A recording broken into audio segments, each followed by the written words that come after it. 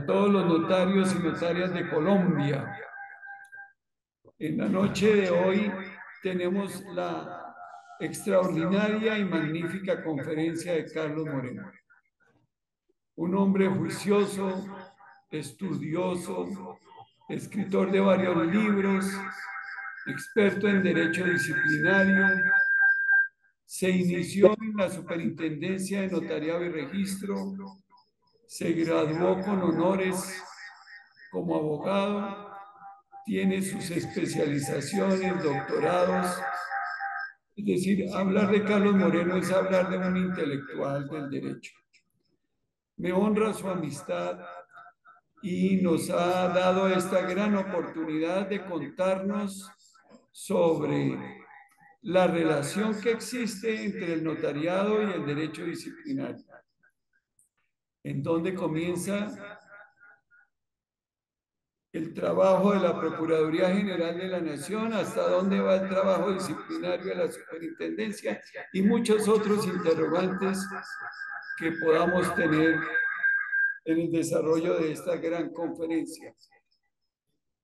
Este ciclo de capacitaciones ordenado por el Consejo Directivo de la Unión Colegiada del Notariado Colombiano ha sido posible gracias a esa magnífica voluntad de los notarios y notarias de Colombia que, especializados en un tema como lo es Carlos del derecho disciplinario, nos aportan su conocimiento para preparar a los notarios y notarias de Colombia y a sus empleados con miras al concurso de acceso a la carrera notarial, razón por la cual, sin más preámbulos, doctor Carlos Moreno, le damos la bienvenida y de inmediato lo invitamos para que comience a disertar en ese magnífico tema, derecho disciplinario y derecho notarial. Buenas noches, bienvenidos. Doctor Ricardo, estimados colegas, compañeros todos, es un honor para mí poder dirigirme a ustedes gracias a la agencia del doctor Ricardo Correa como presidente de la Unión Colegial Notariado. Este es un tema bastante complejo. Hoy en día hay maestría en derecho disciplinario.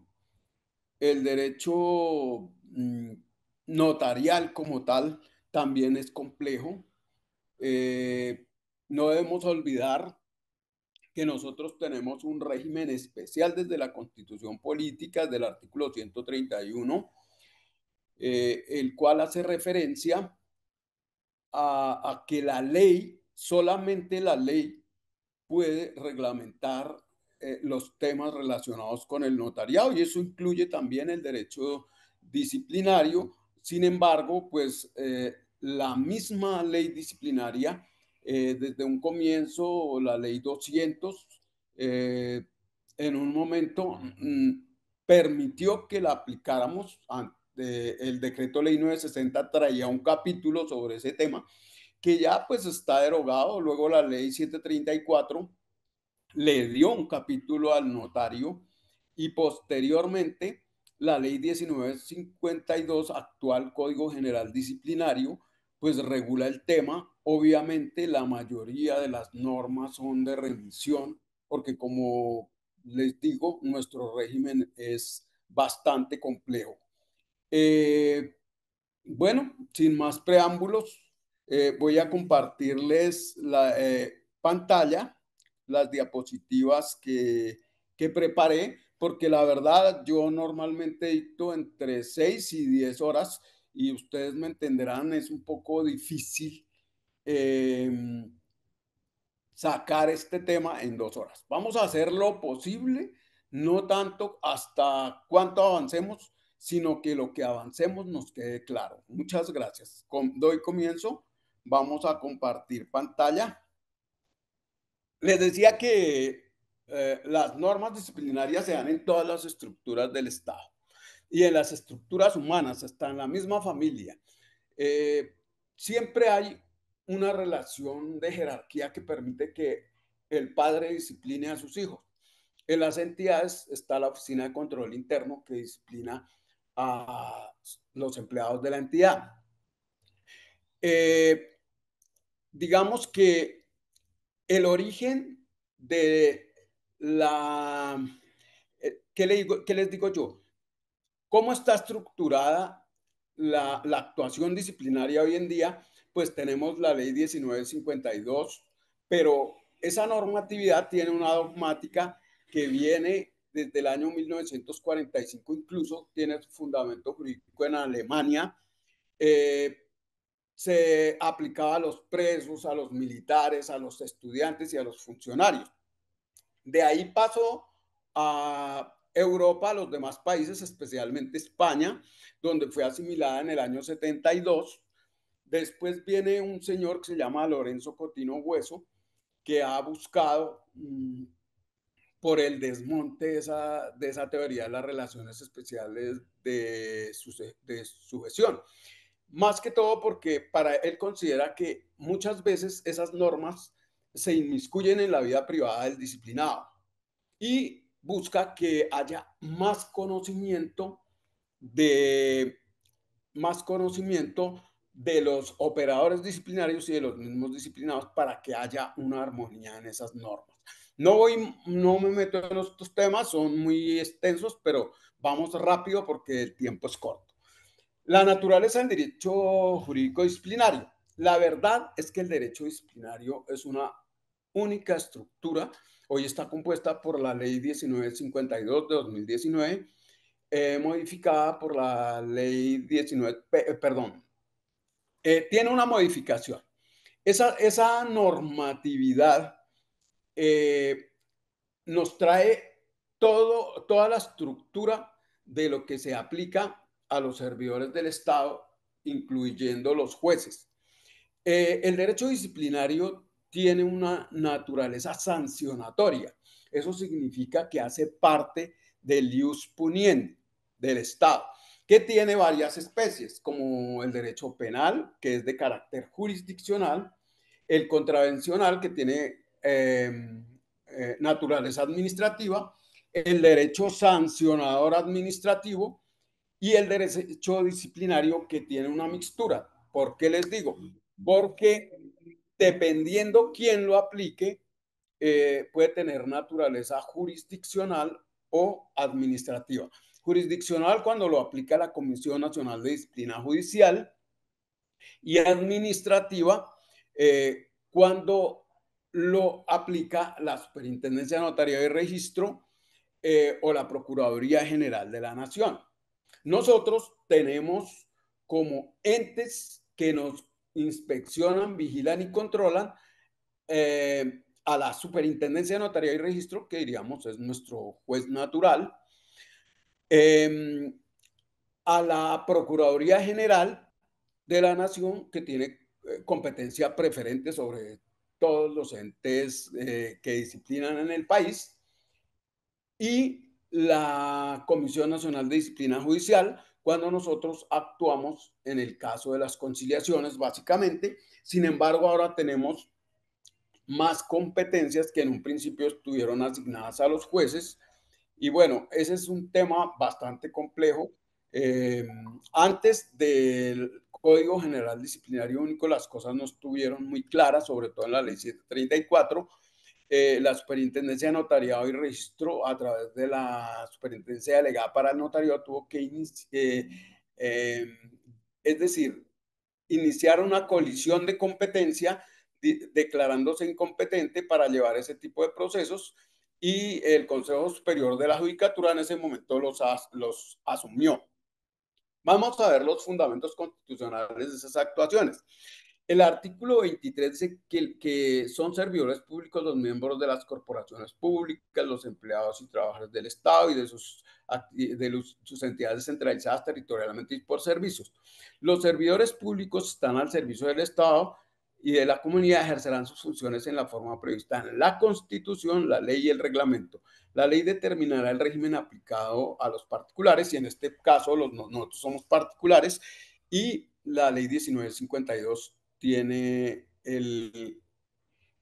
el capítulo que permite que nos disciplinan. La finalidad, la saqué de una sentencia, es más clara, dice que que la ley disciplinaria tiene como finalidad específica la prevención de la buena marcha de la gestión pública, el cumplimiento de los fines del Estado en relación con las conductas de los servidores públicos o particulares que ejercemos funciones públicas cuando se ponga en peligro. Aquí no hablamos de lesividad, bueno, ese es un tema más propio como de la antijuridicidad de la conducta, más adelante mejor lo vemos. Principios que rigen la aplicación. Los principios son reglas que orientan la actividad, en este caso la actividad disciplinaria, y dos clases de principios, unos que están dirigidos a, a orientar toda la actuación como tal, toda la actuación disciplinaria, que son principios rectores, y otros que rigen, digamos, el procedimiento como tal. El primero de todos es el reconocimiento de la dignidad humana. Y la norma dice que quien intervenga en la actuación disciplinaria será tratado con el respeto debido a la dignidad humana. Esa es una garantía supralegal, está en la Carta Política y se predica el conocimiento. Mejor dicho, ese principio se encuentra incluido en la Convención Americana de Derechos Humanos. Es decir, esas normas internacionales que están en tratados necesitan de una ley para que opere en nuestro ordenamiento jurídico, diferente a otros países como por ejemplo España, donde directamente simplemente después de que se firma la convención ya hace parte del tratado. En este caso, en Colombia, no es necesaria esa ley. Bueno, vamos con la titularidad de la potestad disciplinaria del Estado. Entonces aquí, perdón, de la acción disciplinaria. El Estado en Colombia es el titular de la acción disciplinaria. Esa función, esa misión se la dan principalmente a la Procuraduría General de la Nación, que incluso con la ley 1952 y la ley 2094 de 2021 se le dieron unas funciones jurisdiccionales para que pudiera disciplinar a los funcionarios de elección popular. Las personerías distritales y municipales también tienen competencias disciplinarias y esas personerías tienen competencias sobre los entes municipales.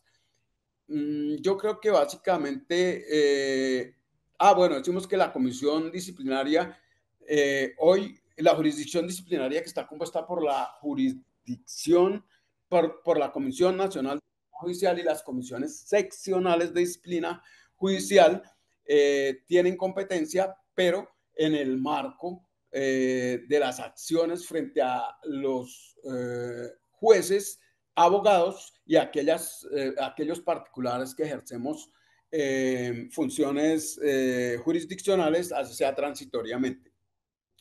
Esa acción disciplinaria es independiente de cualquier otra acción que pueda surgir de la conducta investigada. En la ley 734, este artículo estaba disgregado en el 1 y 2 artículos. En el artículo 1 y el 2, perdón. Poder disciplinario preferente.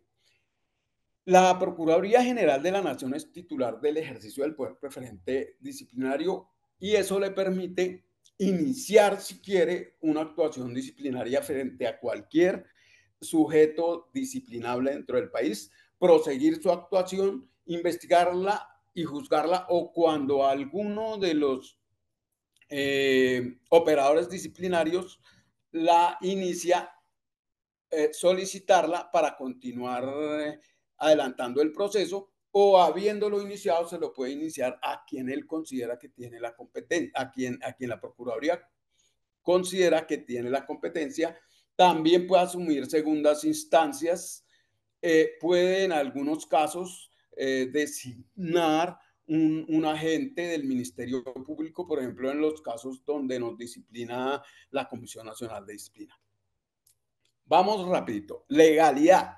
Digamos que los destinatarios de este código solo serán sancionados disciplinariamente por comportamientos que estén vigentes al momento de su realización. Mire, básicamente esta norma lo que nos da es una certeza sobre temas como la tipicidad, porque dice de manera clara, porque además ya hay pronunciamiento de la Corte que dice que solamente a través de normas legales, con fuerza de ley, se pueden crear o modificar tipos disciplinarios. No lo puede hacer el superintendente, no lo puede hacer un ministro, no, exclusivamente la ley. Vamos, comentarios. Perdóname que vaya tan rápido, pero es que quisiera aprovechar al final un tiempito para hablar desde temas como la prescripción, que tienen en este momento algunos inconvenientes en su aplicación en relación con la Superintendencia de Notariado y Registro, porque hay eh, pos, es decir, posiciones que no se concilian entre la Procuraduría y la Comisión Nacional de Disciplina. Básicamente es más complejo incluso como lo está aplicando en este momento la Superintendencia de Notariado y Registro. Bueno, entonces decimos que de acuerdo a este principio de legalidad se prohíbe la analogía. O sea, el principio nulo crimen sin ley, nula pena sin ley. Eso hace parte del principio de tipicidad, es decir, que la norma debe estar consagrada, perdón, la conducta disciplinaria debe estar consagrada en una norma y eso le da la tipicidad. La diferencia entre el penal y el disciplinario está en que en el penal la mayoría de las conductas, o prácticamente casi todas, son de estructura cerrada. Mientras que en el derecho disciplinario hay normas que son de textura abierta. Eso se llama números abiertos, números cerrados. Para nosotros, las normas de textura cerradas, donde la ley establece directamente las conductas y las sanciones y dice qué clase de conducta es. En estos casos, por ejemplo, hablamos de las faltas gravísimas en el caso nuestro, y las leves. Las gravísimas todas son de textura cerrada, donde la ley señala qué conductas son gravísimas. Las demás se pueden catalogar como graves o leves. Más adelante vamos a explicar todos estos temas. El principio de tipicidad de la sanción, conflicto de leyes en el tiempo, también la ultraactividad y la retroactividad, que son dos formas en las que el legislador estableció que los disciplinados puedan acceder a la norma más benigna, bien sea posterior a la conducta cuando es más benigna o anterior, siempre y cuando siempre sea la más benigna. ¿Listo? Vamos, fines de la sanción. La sanción disciplinaria tiene una finalidad preventiva y correctiva. A diferencia de la penal, que en materia penal es retributiva, o sea, mal por mal. Aquí busca prevenir. ¿Listo? Principio de proporcionalidad y razonabilidad de la sanción disciplinaria. Esto implica básicamente que, digamos que las conductas de mayor gravedad deberán ser sancionadas de manera más fuerte que aquellas que generen una menor, digamos, no, aquí no hay un principio de lesividad como tal, sino que entorpezcan en menor grado la función que desempeña el disciplinable. La clasificación de la... nosotros tenemos unas normas, perdón, que señalan, aquí hay unos artículos que dicen a qué principios nos debemos acoger para establecer esa proporcionalidad y poderla estudiar. Entonces tenemos para los notarios los artículos 47, 50, 51. Bueno, aquí para los servidores públicos solo el 47, 50, 51, para particulares 47, 51, 50, 51, 74, para notarios 47, 50, 51, 84 de la ley 1952. Para los conjueces, el artículo 259. Son muy importantes porque esos criterios le permiten al operador disciplinario graduar la sanción. Igualdad ante la ley. Ese es un principio que considero yo, pues, no amerita mucha investigación. Sin embargo, desafortunadamente, pues, estamos en un sistema donde a veces, desafortunadamente, cuando se aplica el principio de igualdad, encontramos que unos son como más iguales que otros, ¿no? Aquí no debería suceder eso. Aquí pueden operar fenómenos como, por ejemplo, la prestancia de la persona que se disciplina o se investiga, y eso tarde o temprano puede influir por muchas razones económicas, sociales, filosóficas. Bueno, la idea es que no, el artículo séptimo de la ley 1952 la proscribe. La favorabilidad. En materia disciplinaria, la norma más favorable, más permisiva, ya sea de manera sustancial o de efectos sustanciales, como en el caso de la prescripción, se debe aplicar de preferencia a la restrictiva o desfavorable. Listo. Vamos y la ilicitud sustancial. Bueno, este principio sí me interesa sobremanera porque digamos que, adelantándome un poquito, la estructura de la falta disciplinaria está constituida por una mesa de tres patas, digámoslo así. Una es la tipicidad, la otra la antijuricia y la siguiente es la ilicitud sustancial.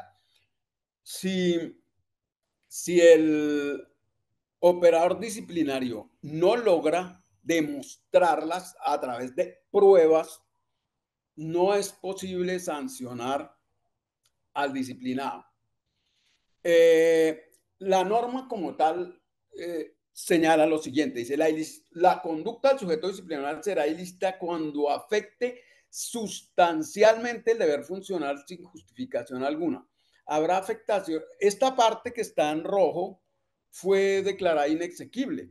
Eso lo ha dicho siempre la jurisprudencia. Desconozco la razón por la cual la ley 2094 bueno, o el legislador a través de esa norma decidió sacar ese aparte de la norma. Dice, habrá afectación sustancial del deber cuando se contraríen los principios de la función pública, y así es. Es decir, eh, para el derecho penal, por ejemplo, el resultado es muy importante. Porque las conductas son de resultado, mientras que en derecho disciplinario, como se protege la función pública, uno simplemente puede cumplir o no cumplir el deber, ¿sí? En el derecho penal hay muchos amplificadores del tipo, como la tentativa, la coparticipación. Bueno, aquí hay unas situaciones similares, pero como tentativa, por ejemplo, ese elemento amplificador del tipo no lo tenemos. Aquí les voy a leer un poquito lo que dice. Dice que al constituir el ilícito disciplinario a partir de la noción del deber funcional, en el que el resultado material de la conducta no es esencial para estructurar la falta disciplinaria, sino el desconocimiento del deber que altera el correcto funcionamiento del Estado. Por ende, la ilicitud sustancial, a pesar de no comprometer el resultado material, no impide la estructuración de la falta. Pero, siendo honestos, la misma Corte, en una sentencia por allá de 2017, dijo que había un lapsus calami, pero la verdad es que yo diría que, si bien no se tiene ese principio de lesividad, yo creo que tampoco se puede aplicar la norma disciplinaria simplemente de manera objetiva porque se cometió la conducta, sino que están los demás elementos. porque la conducta puede haberse cometido bajo una causal de justificación, ¿sí? Y necesariamente pienso yo, si la conducta no afecta directamente el servicio que presta el notario, yo creo que estaría desprovista de ilicitud sustancial. Esto es un poco complejo y es más del tema de la dogmática jurídica como tal. Vamos a ver, hay una jurisprudencia que me gusta mucho desde el 2002, pero dice que no basta como tal la infracción de un deber ni de cualquier deber, sino que se requiere para no convertir la ley disciplinaria en instrumento ciego de obediencia que lo sea en términos sustanciales. Esto es que de manera sustancial ataque por puesta en peligro o lesión puesta en peligro el deber funcional cuestionado. Sentencia C948-2002. Bueno, otra. No le está permitido al legislador consagrar cláusulas de responsabilidad disciplinaria que permitan la imputación de conductas desprovistas del contenido sustancial requerido en todo ilícito disciplinario. Corresponde al Estado orientar su potestad disciplinaria al cumplimiento de los deberes funcionales de los servidores públicos y al aseguramiento de la primacía del interés general en la función pública, sin que esté legitimado para al amparo del ejercicio de la potestad disciplinaria intervenir en la esfera íntima de los individuos. Eh, Aquí está un poquito esta sentencia como eh, tocando algunos de los temas que les hablaba del doctor Lorenzo Cotino Hueso, que es un jurista renombrado en Europa, sobre todo en España, y que decía que realmente es cierto, el derecho disciplinario no debe ir hasta nuestra esfera íntima, porque nosotros respondemos ante el Estado simplemente por el cumplimiento de nuestra función como tal, ¿sí? Y volvemos a lo que decía en un comienzo. Nuestra conducta para ser sancionados debe ser típica, antijurídica y culpable. Y esos tres elementos deben estar probados dentro del proceso. Y créanme que no es fácil. Yo trabajé en la Superintendencia de Notaría y Registro como coordinador de asuntos disciplinarios, que es más o menos la labor que hoy hace el director de vigilancia.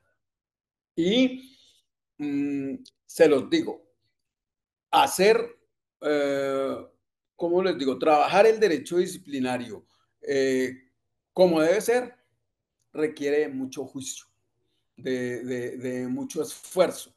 Y a veces, desafortunadamente, pues hay funcionarios que pues solo están de paso y no le paran muchas bolas a la actuación disciplinaria, muchas veces prescribe la actuación, en otros casos, pues casi que forzadamente toman decisiones. Bueno, hay cosas que son complicadas.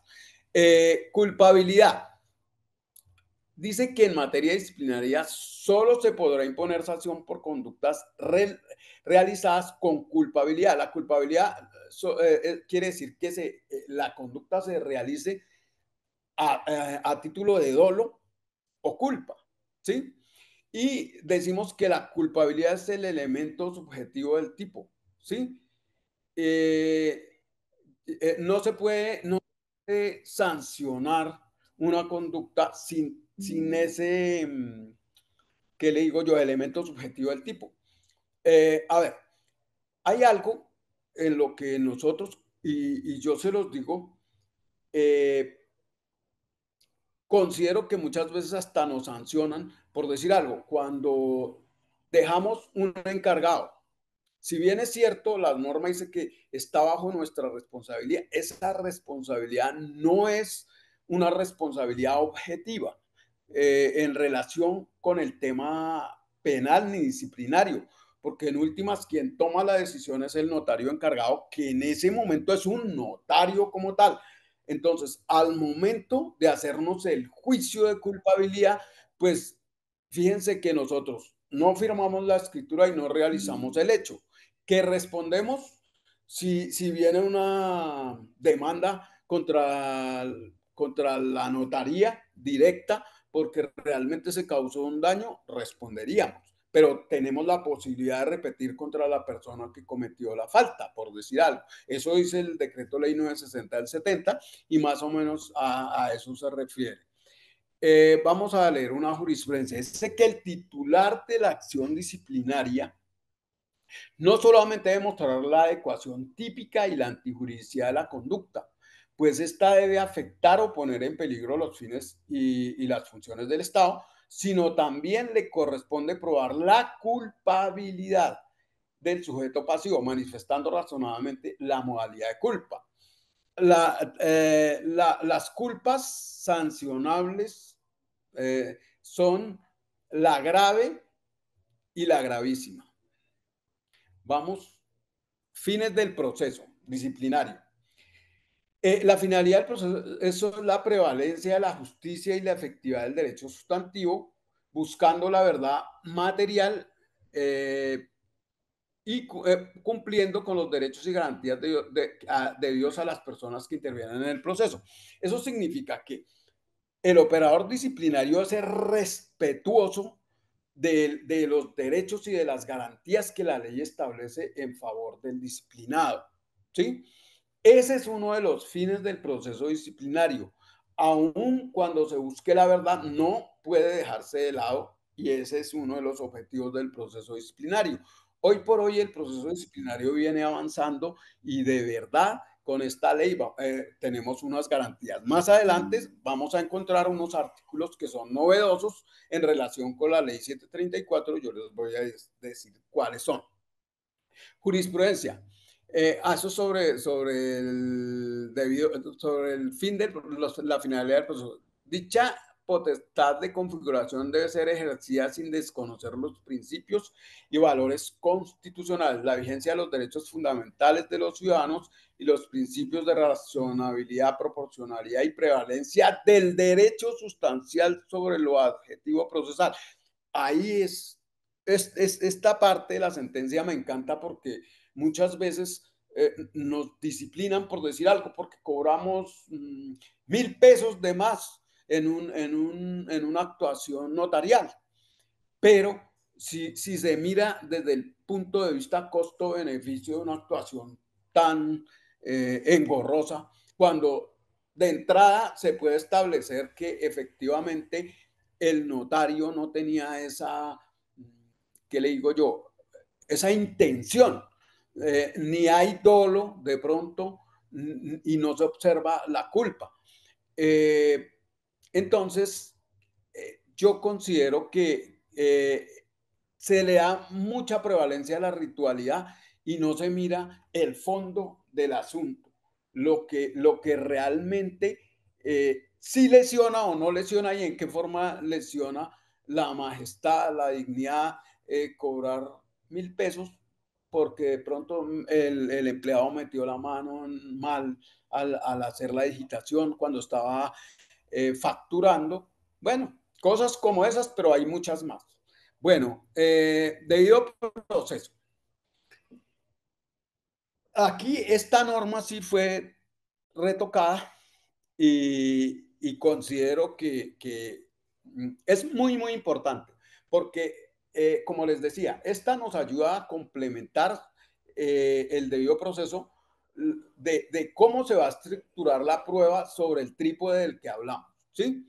Dice que el disciplinario debe ser sancionado y luego juzgado por un funcionario diferente, independiente, imparcial y autónomo que sea competente. Quien deberán actuar con observancia formal de las normas que determinen la ritualidad del proceso en los términos de este código y dándole prevalencia a lo sustancial sobre lo formal.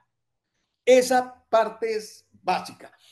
Fíjese que esta ley hizo que en las diferentes entidades, no solamente en la Superintendencia de Notaría y Registro, a través de la ley del decreto 1554, se determinó que la competencia, por ejemplo, que tenía era exclusiva de la delegada para el notariado. Hoy en día no. Hoy en día la superintendencia delegada para el notariado hace las visitas, responde las quejas, sustancia de los procesos, pero cuando llega a la etapa de juicio, asume la Oficina de Control Interno Disciplinario de la Superintendencia de Notaría y Registro. Siéndole siendo honesto con ustedes, perdón, no es como debiera ser. Por ejemplo, como en el derecho penal, que existe una fiscalía que acusa y un juez que decide. En este caso, sin embargo, el solo hecho que se haya presentado este ya me ha, es decir, me he dado cuenta porque a mí me consultan mucho mis compañeros que ya me conocen y me dicen, mire, me pasó esto. Entonces, cuando yo leo los procesos, me doy cuenta que ahora sí no es tan fácil como antes, porque antes, si yo fui el que formulé los cargos y me piden una nulidad, la niego porque yo sé lo que hice y eso no está bien. Hoy en día la delegada tiene que fundamentar muy bien sus decisiones. De lo contrario, cuando llegue a la etapa de juicio, no va a poder sostener la caña para que realmente se dé una sanción, por decirlo así. Que además hoy en día hay otro principio que vamos a ver, realmente no es solo, es decir, la función de la superintendencia, no del operador disciplinario, cualquiera sea, no es solamente buscar demostrar la culpa, la falta, es decir, lo que hace que se sancione al sujeto disciplinable, sino también aquello que le es beneficioso, que demuestra que no lo hizo, que demuestra que lo hizo bajo una causal de exclusión. Todo eso, bien. Bueno, ese pedacito. Dice que en el proceso disciplinario debe garantizarse que el funcionario instructor no sea el mismo que adelante del juzgamiento. Volvemos a lo mismo y ya les digo, el decreto 1554 ya estableció que la competencia para juzgar la tiene hoy la Oficina de Control Interno Disciplinario. Otra cosa, todo disciplinable tiene derecho a que el fallo sancionatorio sea revisado por una autoridad diferente. Su trámite será el previsto en esta ley para el recurso de apelación. En el evento de que el primer fallo sancionatorio sea proferido por el Procurador General de la Nación, la doble conformidad será resuelta en la forma indicada. Esto es a nivel genérico para todos. Debido proceso. Estas son como conclusiones perdidas que tengo del tema.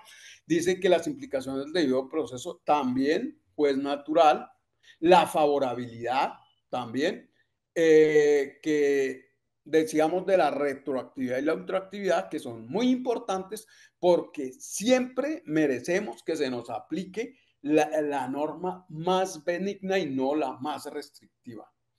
Presunción de inocencia, que se nos presuma la inocencia. Esto también tiene que ver con que la tipicidad sea clara. Si la tipicidad no es clara, el auto de cargos es inepto. Contradicción y defensa. Tenemos derecho a poder contradecir, a presentar pruebas en favor, es decir, y debe haber una defensa sólida y de una imparcialidad. En materia de defensa, cuando, cuando, ¿qué? Cuando el disciplinado,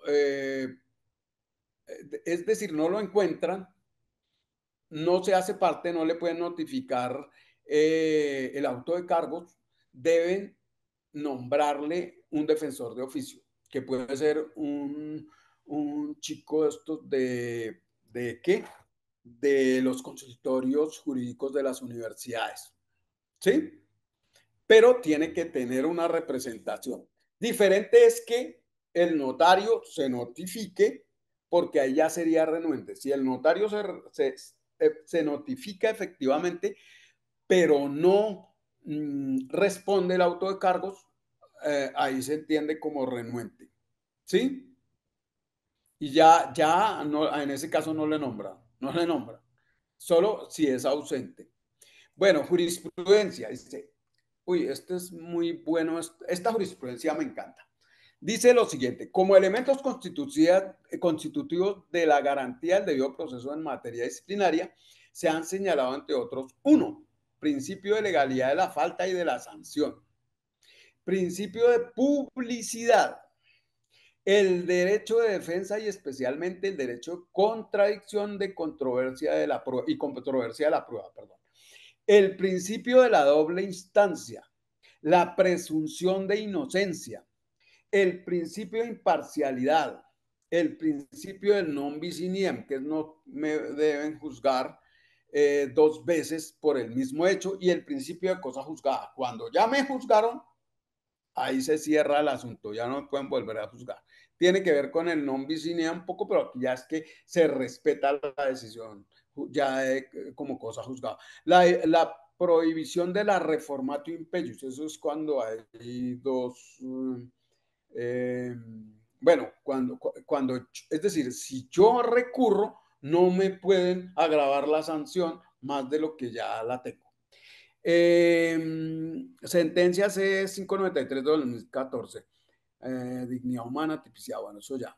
Investigación integral. Vamos a ver hasta dónde alcanzamos, pero al final les voy a hablar de la prescripción, que me interesa mucho ese tema. Hay unos temas que son perlas para mí, pero como estamos hablando del concurso, esto sí lo pueden preguntar, porque pues esto hace parte del derecho disciplinario global como tal, pero aplicado al notario. ¿Listo?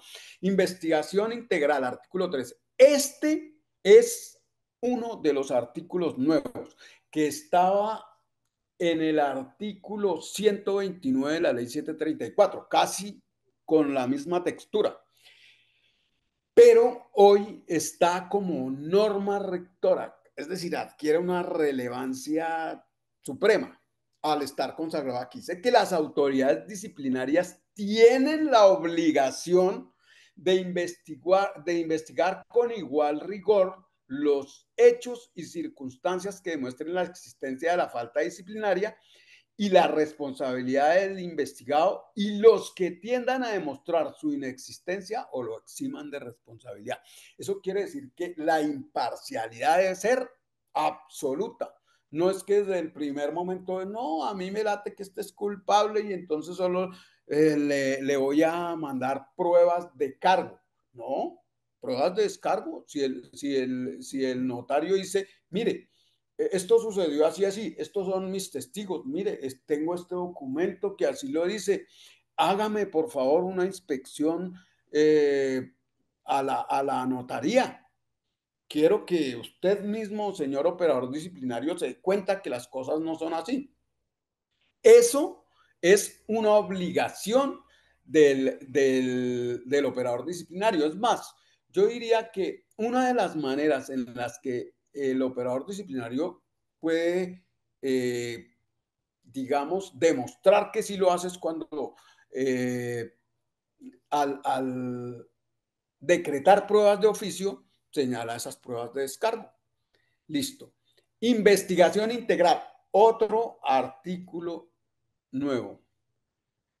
Espérate, igual rigor, circunstancias, no, esa ya lo tenemos. Doctrina.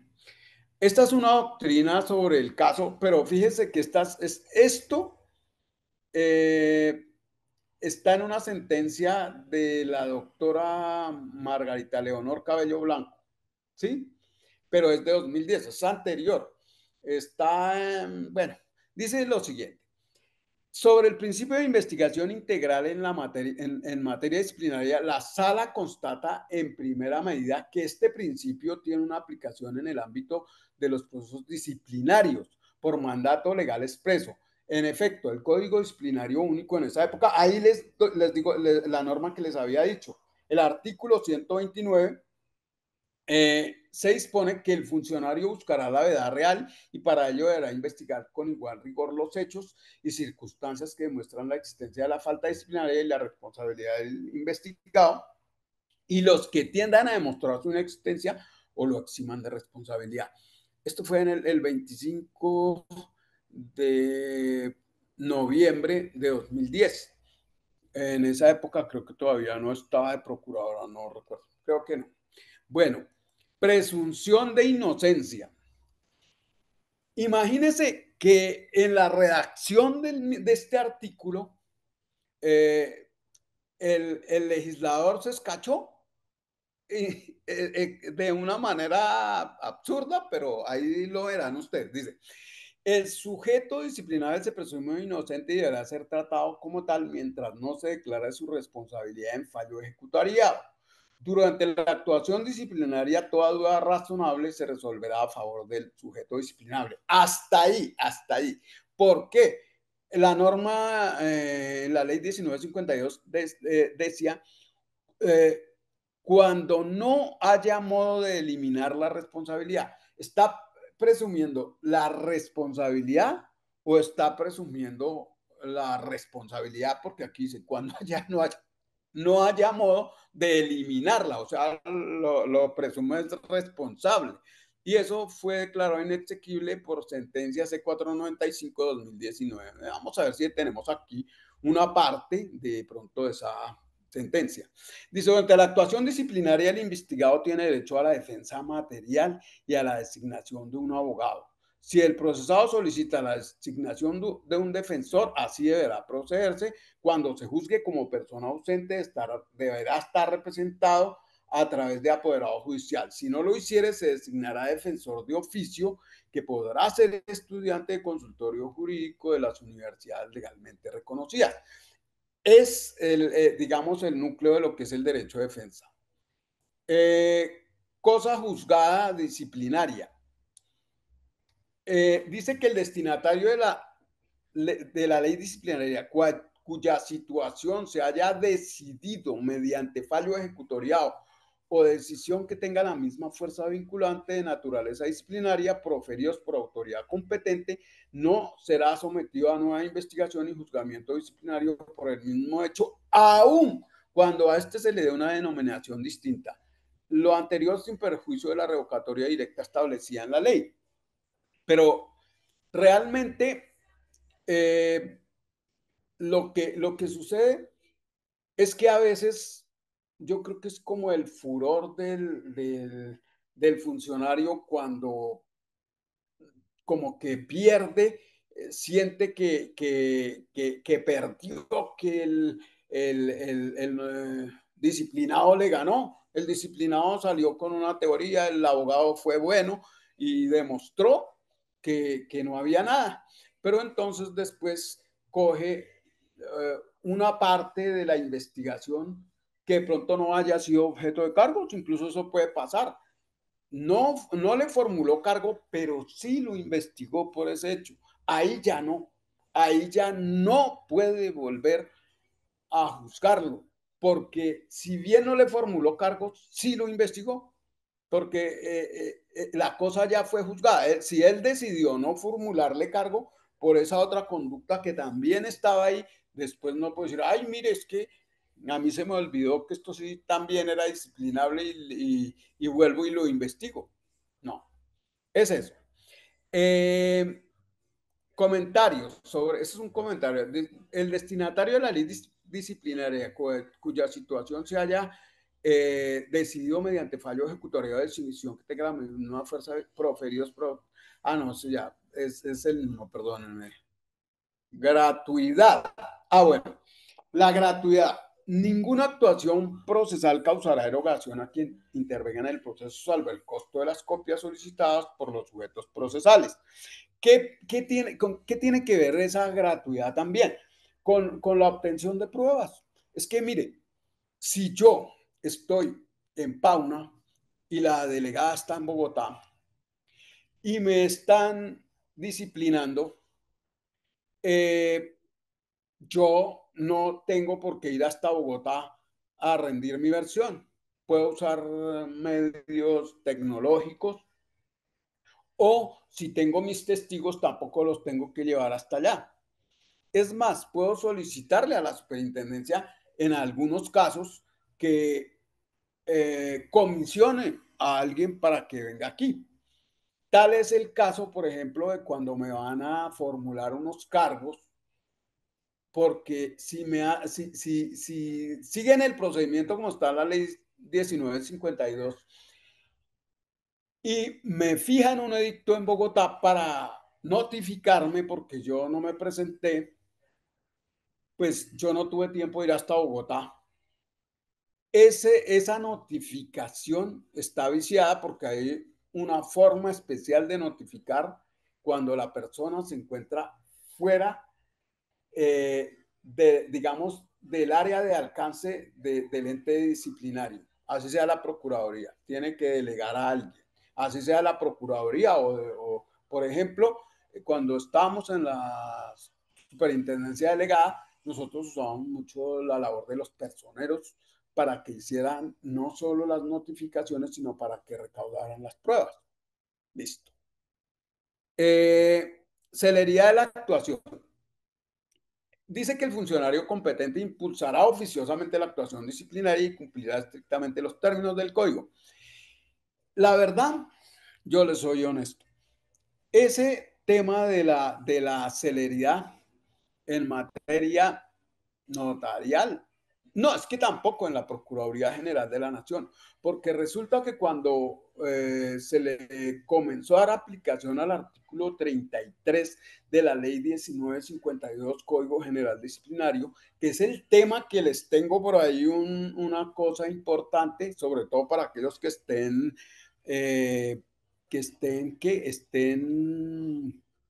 vinculados a investigación y esté a punto de prescribir, les voy a dar unas perlitas sobre ese punto. ¿Qué pasa? Si el operador disciplinario no es diligente, puede pasar de disciplinador a disciplinado, pero eso en cuanto al disciplinado no tiene que ver, porque quien debe mover el proceso es él. Nosotros, es decir, la demora que nosotros decimos, pero es que se está demorando, esa demora, si bien nos pone a nosotros un poco inquietos, eh, pues yo creo que esa mora más perjudica al operador disciplinario que a nosotros, porque cuando llega la prescripción, esté en el estado que esté el proceso, prescribe y tiene que archivarlo. Además, para el operador disciplinario es una falta gravísima retardar esa actuación a tal punto de que prescriba. Por eso le tienen tanto miedo y al final corren, pero como locos. La motivación. Esta es ¿qué le digo yo? Una norma simple, pero muy importante. Dice que toda decisión de fondo deberá motivarse. Esto obliga a que realmente el operador disciplinario estudie, lea el proceso, busque realmente la verdad, como dice la norma. Y la verdad es que pues toda decisión disciplinaria debe fundarse en pruebas legalmente producidas y aportadas al proceso, como lo dice el artículo 128. Bueno, congruencia. Vamos bien, porque esto es larguísimo, pero ya en una horita ya prácticamente lo tenemos. El disciplinado no podrá ser declarado responsable por hechos ni faltas disciplinarias que no consten en el auto de citación, audiencia o formulación de cargos sin perjuicio de la posibilidad de su variación. Eh, Aquí, esta es un comentario, me dice que debe estar también en el auto de apertura de investigación. Y la indagación, esto bajo la ley 734, sí decía que la indagación no podría extenderse a hechos distintos a los que fue objeto de queja o iniciación oficiosa, porque en ese momento, digamos que la indagación tenía un objetivo muy claro, pero era similar al de la investigación. Entonces, los hechos, si yo no lo vinculé por ese hecho, ¿cómo le voy a formular el cargo si ese hecho nunca lo investigué? ¿Sí? Entonces, en eso debe haber mucha seriedad, porque a veces dicen, bueno, pero abren la investigación por decir algo porque el notario no pagó la retención en la fuente, perdón, porque no presentó la declaración de retención en la fuente. Y toda la investigación dice es que no la presentó y le muestran el calendario tributario.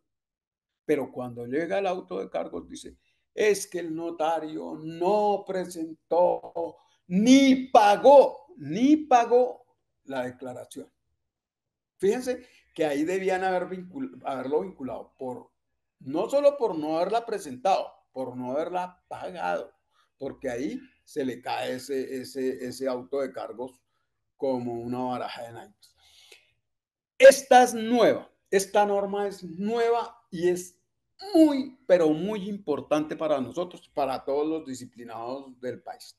Dice que toda prueba obtenida con violación de los derechos y garantías fundamentales será nula de pleno derecho, por lo que deberá excluirse de la actuación procesal.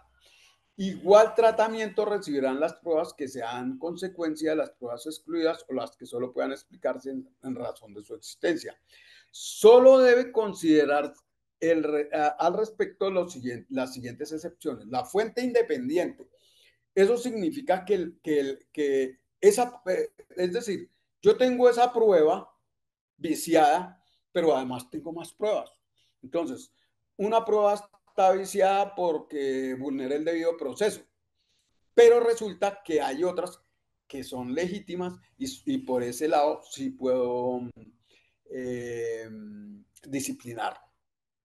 El vínculo atenuado significa que si bien es cierto, esa prueba tiene un vínculo con los hechos, ese vínculo es muy débil, ¿sí? Ese vínculo no permite que yo le dé esa relevancia. El descubrimiento inevitable es que de todas maneras, por otras vías, como sea, pero el hecho aparece demostrado. Esas son las excepciones. Así haya pruebas nulas, ¿sí? Bueno, mmm, lo que les digo, lo importante es que hayan unas que sí sean válidas, así esas que están viciadas no le sirvan al operador. Tendría que echarle mano a aquellas que sí fueron legalmente recaudadas. Jurisprudencia, dice, esta es una jurisprudencia sobre ese punto. Dice, corresponde entonces a la jurisdicción contencioso administrativa, entre otras cosas, verificar que la prueba recaudada en el trámite disciplinario se haya ajustado a las garantías constitucionales básicas. Es decir, la acción de nulidad resulta ser un momento propicio para la exclusión de la prueba, a condición de que dicha prueba sea manifiestamente ilícita o producida con violación al debido proceso, a las garantías fundamentales, o sea, aquella en cuya práctica se ha transgredido los principios rectores de la actividad imprescindible para el ejercicio del derecho de defensa. Yo les digo, por ejemplo, esto parece ser muy simple, pero por decir algo, cuando a mí me recaudan la versión libre, no me hablan de la solidaridad parental. No me hablan de la no autoincriminación, que son otros principios que están por ahí, incluso hacen parte del debido proceso, pero que están aquí en el proceso disciplinario. No me dice nada de eso y yo sí, pues, me autoincrimino porque yo no sé, bueno, de alguna manera, porque yo no estoy obligado a autoincriminarme en el proceso. Es más, menos en una versión libre, porque la versión libre es libre e injurada. Es más, si a mí me hacen preguntas que no debieran hacerlas porque esa es una diligencia de descargo, si a mí me hacen preguntas en la versión libre y yo decido no responderlas, no pasa nada, porque en la versión libre, vuelvo y le digo, es mi voluntad, nada más, la que está ahí. Y además es una diligencia de descargo. Yo lo que pretendo ahí es encauzar más bien la investigación sobre cómo sucedieron los hechos. Pero la versión libre como tal no es prueba, además. No se considera prueba dentro del proceso. ¿Listo? Pues. Prevalencia de los principios rectores. Uy, terminamos esto. En la interpretación y aplicación del régimen disciplinario prevalecerán los contenidos en la Constitución política y en esta ley, o sea, los que acabamos de leer todos y lo que dice la Constitución, así como los convenios internacionales ratificados por Colombia. En lo no previsto en esta ley se aplicará lo dispuesto en los códigos, más o menos en este orden. El de procedimiento administrativo y de lo contencioso administrativo, el CEPACA. El Código General del Proceso y de Procedimiento Penal en lo que no perdón, el Código General del Proceso y el de Procedimiento Penal en lo que no contravenga con la naturaleza del derecho disciplinario. Digamos que ese es el orden de prelación al aplicar la normatividad. Bueno, vigilancia del servicio notarial. Yo avancé ya un poquito en este tema. Eh, la vigilancia notarial será ejercida por el Ministerio de Justicia por medio de la Superintendencia de Notario de Registro. Eso dice el decreto ley 960 al 70. El artículo 2 dice que la vigilancia tiene por objeto velar porque el servicio notarial se preste de manera oportuna, eficaz y conlleva el examen de la conducta de los notarios y el cuidado del cumplido desempeño de sus funciones con la honestidad, rectitud e imparcialidad correspondientes a la naturaleza de su ministerio. La inspección, vigilancia y control de la actividad notarial le corresponde a la Superintendencia de Notariado y Registro. Ese era el decreto 2373. Bueno, aquí más adelante lo mencionamos. Constitución política. Comenzamos por la Constitución. Dice que la ley señalará las funciones. Bueno, vamos a hacerla así más rápida. El presidente de la República, según esta norma, que es el artículo 211 de la Constitución política, tiene a su cargo la vigilancia de los servicios públicos, ¿sí? Pero la misma ley le permite al presidente de la República delegar en los superintendentes, por ejemplo, esa vigilancia y en los directores de departamento administrativo. Creo que también es así. Bueno, pero seguro los superintendentes, en este caso, por ejemplo, la superintendencia de notario y registro, en esa entidad delegó el presidente la inspección, vigilancia y control de la actividad notarial. Es el artículo 27-23 de 2014, que en su artículo cuarto dijo que la orientación, inspección, vigilancia y control de los servicios públicos que prestan los notarios y registradores. O sea, esa es la finalidad, el objetivo de la superintendencia. Y la finalidad es garantizar la guarda de la fe pública, la seguridad jurídica y para que estos servicios se desarrollen conforme a la ley y bajo los principios de eficiencia, eficacia y efectividad. Siendo honestos, nuestra superintendencia de notario y registro además ejerce inspección, vigilancia y control, pero además también asegura el cumplimiento del objetivo tanto en los registradores como en los notarios. En los registradores es más patente porque presta el servicio directamente.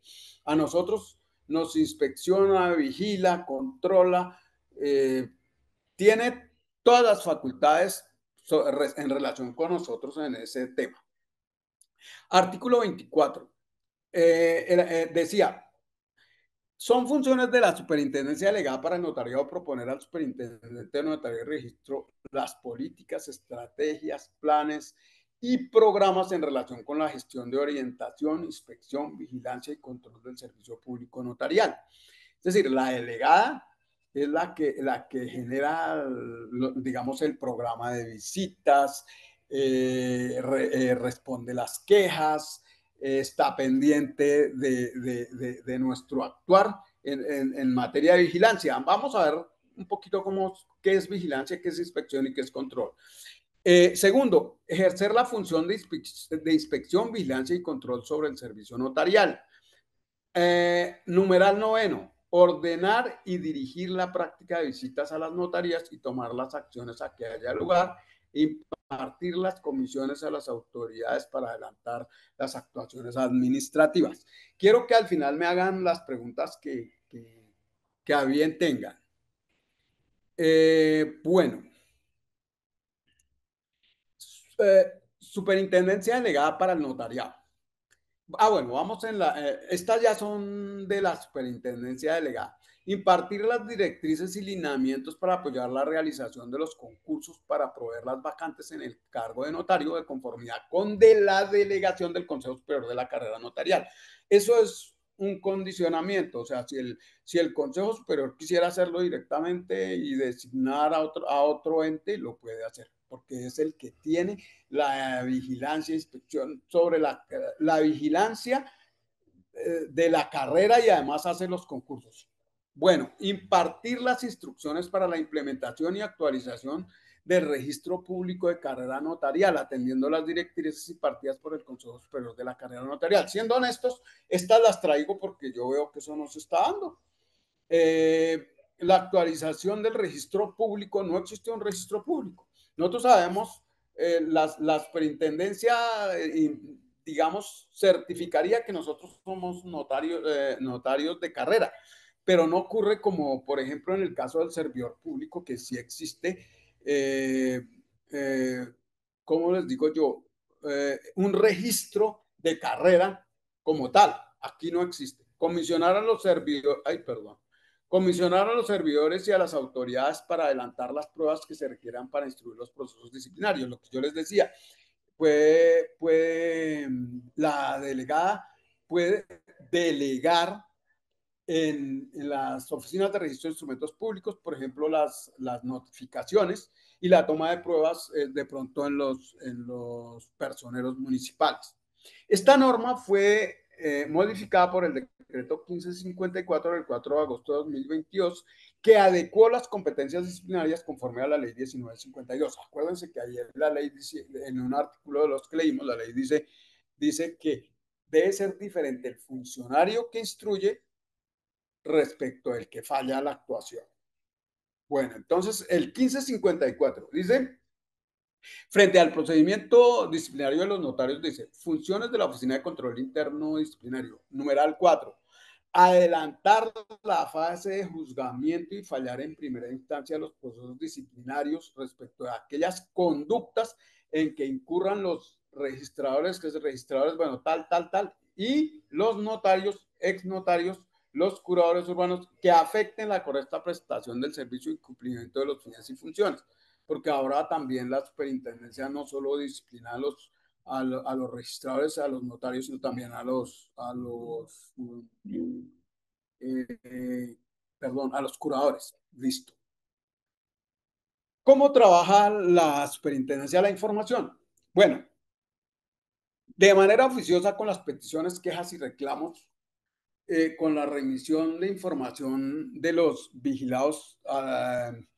Mire, hay un grupo que estudia, digamos, las quejas y las reparte y, por ejemplo, van diciendo, mire, aquí este notario ya lleva un puntico para la visita, por decir algo, para la visita general. Eh, la DIAN, la UIAF, la Registraduría Nacional del Estado Civil, bueno, las entidades que tengan que ver con nosotros le mandan información y ellos también la procesan. Eso es, digamos, extrasituo, es decir, fuera de la notaría. Ahí nos están vigilando, están mirando qué pasa. Ese proceso, ahí en ese proceso se analiza la información y se tramitan las peticiones, quejas, reclamos, se analiza la información, etc.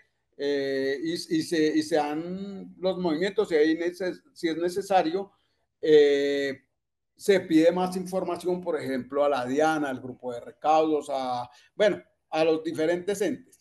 ¿Cómo termina? Con respuestas de las quejas, peticiones y reclamos, con actuaciones oficiosas que pueden ser ya ahí sí en el sitio, in situ, esas serían como por ejemplo visitas generales o especiales, eh, eh, con propuestas de acciones correctivas, con propuestas de capacitación notarial, con el plan operativo de visitas, con proyectos de autoinhibitorio, cuando sea el caso, con autoindagación preliminar o autoinvestigación disciplinaria, que eso ya es del proceso de control. Competencia disciplinaria. Ya yo me adelanté a este artículo porque sé que el tiempo aquí es oro y no. Bueno, a nosotros nos disciplina la Superintendencia Notaría y Registro, la Procuraduría General de la Nación y la Comisión Nacional de Disciplina. Esta última no fui explícito cuando hablé. Les dije que las quejas que se presenten en contra de los servidores públicos o notarios cuando actúan como conciliadores en los términos de la presente ley, aplicando el principio de la autonomía de la función jurisdiccional, deberán ser trasladadas a la Comisión Nacional o Seccional de Disciplina Judicial de acuerdo con lo dispuesto en la Ley 2094-2021, que es la que modifica la Ley 1952. Esto lo dice el artículo 35 de la Ley 220-2022. Y debemos ver el artículo 83 de la Ley 1952, que también habla de cómo se investigan a quienes, a los particulares que desarrollan funciones jurisdiccionales. Bueno, derecho sustantivo. Esto también ya me adelante, porque yo les dije que la conducta, es decir, la falta, está estructurada en tres paticas, que es la tipicidad. Esa tipicidad que implica es que el operador disciplinario subsume la conducta mía en la norma disciplinaria.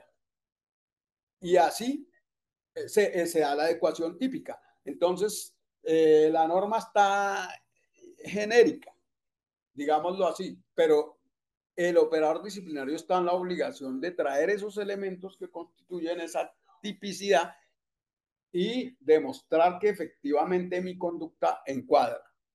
La antijuricidad o ilicitud sustancial significa que la conducta desconoció sustancialmente, ojo, sustancialmente, no formalmente, sustancialmente ese deber funcional, es decir, que lo afectó, ¿sí? O lo puso en peligro, lo afectó. Culpabilidad, que la conducta se cometió a título de dolo o de culpa, que esas son definiciones nuevas que nos trae la ley 1952. Dolo. Esta definición no existía en la ley 734, es nueva. Dice que la conducta es dolosa cuando el sujeto disciplinable conoce los hechos que son constitutivos de falta disciplinaria, conoce su ilicitud y quiere su realización. O sea, perdón, sabe, conoce y quiere. Sabe, conoce y quiere. Eso se llama dolo disciplinario. El artículo 29 dice que la conducta es culposa cuando el sujeto disciplinario incurre en los hechos constitutivos de falta disciplinaria por infracción al deber objetivo de cuidado funcionalmente exigible y cuando el sujeto disciplinario debió haberla previsto por ser previsible o habiéndolo previsto confío en poder evitarla, como en penal lo que llamábamos nosotros la... Bueno, había una figura en penal, no la recuerdo ahorita, excusen. Bueno, clases de culpa. La preterintención, me acordé. Bueno, clases de culpa. La culpa sancionable podrá ser gravísima o grave. La culpa leve no será sancionable en materia disciplinaria. Habrá culpa gravísima, gravísima cuando se incurra en la falta disciplinaria por ignorancia supina. La ignorancia supina es la ignorancia de lo que yo debo saber para ser notario, por ejemplo. Si yo juro cumplir bien y fielmente con los deberes que el cargo me impone, se supone que debo conocerlo para posesionarme y jurar que los voy a cumplir, ¿verdad? Entonces, ese desconocimiento de lo que yo debo saber genera la famosa ignorancia supina, perdón. También lo genera la desatención elemental, que es no tener el mínimo cuidado con lo que debo tener cuidado. Bueno, y la manifiesta vulneración de reglas de obligatorio cumplimiento. La culpa será grave cuando se incurra en falta disciplinaria por inobservancia del cuidado que cualquier persona del común imprime a sus actuaciones. O sea, que que si miran mi conducta en relación con lo que pudiera hacer cualquier persona, yo no tomé la previsión que cualquier persona podía tomar. No me parece tan clara esa definición, pero esa es la que trae la ley. Las faltas señaladas en el artículo 65 de este código podrán ser sancionadas a título de culpa si la modalidad sí lo permite. Esas son faltas gravísimas, pero eso tiene que ver es con el tema de delito, porque si el disciplinable comete un delito, una conducta que sea delictiva, no estaría en el catálogo, pero a través de esta norma eh, podría darse en el artículo 65. Toca mirarlo. Hay unas normas porque a nosotros se nos pueden aplicar por extensión. ¿Listo? Formas de realización del comportamiento. Ley 1954. Artículo 27. Acción u omisión. La falta disciplinaria puede ser realizada por acción u omisión en el cumplimiento de los deberes propios del cargo o función o con ocasión de ellos, o por extralimitación de sus funciones. Eso, la acción. Yo firmo la escritura a sabiendas de que, o bueno, no, firmo la escritura y ahí está la falta disciplinaria. No, no necesariamente a sabiendas, puede ser por culpa, dolo, bueno, cualquiera de las conductas, las clases de culpa que vimos, también puede ser de culpabilidad, digamos. O cuando me extralimito en funciones. Ah, bueno, la omisión, cuando no pago los impuestos, por ejemplo, mi deber es pagarlo. Si no los pago, estoy en omisión. Cuando se tiene el deber jurídico de impedir un resultado, no evitarlo, pudiendo hacerlo, equivale a producirlo. Eso es para las omisivas. Ejecución de la falta.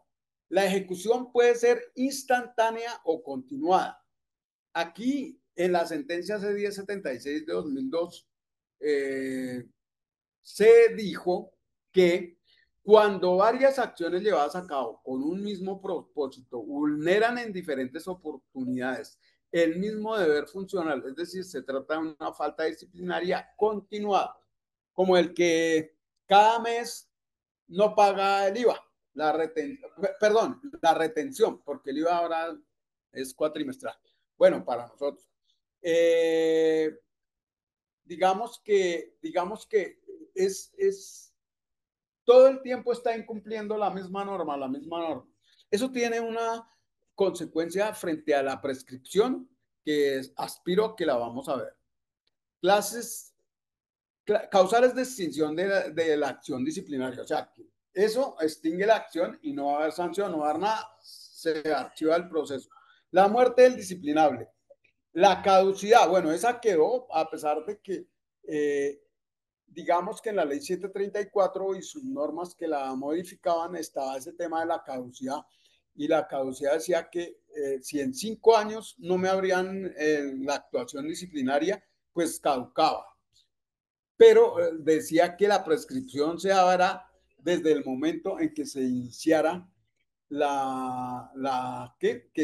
desde el momento en que se iniciara la investigación, o sea, con el auto de apertura de investigación. Eso implicaba que si pasaban 5 años, bueno, ya iban a llegar a los 5, faltaba un día y me abrían una indagación, por decir algo. Ya, abrieron la investigación y se disparaba otros 5 años, o sea que la prescripción era de 10 años. Hoy es simplemente la prescripción más o menos así. Eh, creo que por acá debo tener... A ver, la norma dice lo siguiente. Prescripción e interrupción de la acción disciplinaria. Dice que la acción disciplinaria prescribirá en 5 años contados desde las faltas instantáneas, desde el día de su consumación. O sea, las instantáneas, ¿cuáles son? Por ejemplo, firmar la escritura, tomar la declaración. Bueno, las que son en un solo acto ya. Y para las de carácter permanente o continuado desde la realización del último hecho o acto o acto, para las de carácter continuado o permanente. Y para las omisivas, cuando haya cesado el deber de actuar. Esas omisivas significa que si yo no pago, por ejemplo, se me va a tener todo el tiempo esa conducta omisiva. Hasta que yo deje de tener como obligación hacer eso. Por ejemplo, cuando yo me retiré o fui destituido, ¿sí? Ya no estoy en ejercicio de funciones. Ahí cesaría mi deber de hacer eso. A partir de ese momento de que yo ya no tengo por obligación hacer eso, cumplir con esa omisión que no hice, a partir de ese momento se cuentan los 5 años. Y el desistimiento del quejoso no extingue la acción disciplinaria sencillamente porque es una acción pública. Causales de exclusión de responsabilidad. Tenemos la fuerza mayor, caso fortuito, en estricto cumplimiento de un deber legal o constitucional de mayor entidad del sacrificado. No puedo darles, digamos, ejemplos. Fuerza mayor, bueno, hagamos esto. Fuerza mayor. Si yo voy para la notaría y un río se desborda, no, perdón, fuerza mayor podría ser más bien que yo voy a pagar la retención en la fuente y me atracan y me roban la plata. ¿Sí? Caso fortuito que se desborda un río y yo no puedo llegar a la notaría. En estricto cumplimiento de un deber legal o de mayor importancia que el sacrificado. Por ejemplo, a mí me citan a escrutar y yo tenía que firmar una escritura. ¿Sí? En cumplimiento de orden legítima de autoridad competente emitida con las formalidades legales. Ese día que yo iba a celebrar el matrimonio, eh, me, me retuvo la policía, por decir algo, por alguna situación, una contravención, algo, etc. No pude llegar. Para salvar un derecho propio ajeno que debe ser en cumplimiento del deber en razón de la necesidad de ecuación. Bueno, o sea, esta la hicieron más compleja. Yo la dejé más como estaba para poderla sacar más rápido, porque esa la pusieron muy compleja.